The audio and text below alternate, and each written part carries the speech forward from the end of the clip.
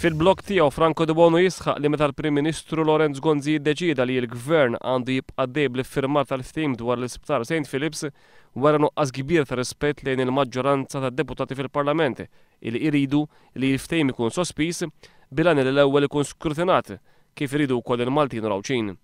Il-mod kif qed iġib ruħu l-Prim Ministru fuq il-kwistjoni ta' St. Philips iqajjem suspetti, jisħaq De Bono, li jakkuża wkoll Lorenz Gonzi illi bid-deċiżjoni li jibqa' dejjem bl-iffirmar tal-ftehim qed jinsulenta l-mozzjoni mresqa minnu biex il-ftehim ikun sospiż li ma' mozzjoni tgawdi l-appoġġ tal-maġġoranza fil-Parlament.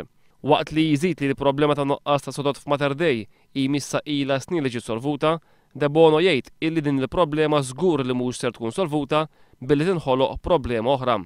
Il-Ministru Joe Castal minflok irriżenja wara l-inkompetenza li bija mexxa l-qasam tas-saħħa daħħal il-pajjiż fi problema oħra ta' 12 miljun euro.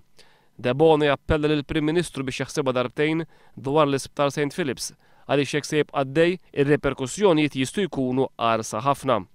Ftakar li kif tgħid inti stess, kulħadd irid iġorr il-konsegwenzi ta' emilu u dan l-emili dwar l-Isptar St. Philips mhux wieħed sabiħ. Iwissi Franco De Bono lil Lorenz Gonzi.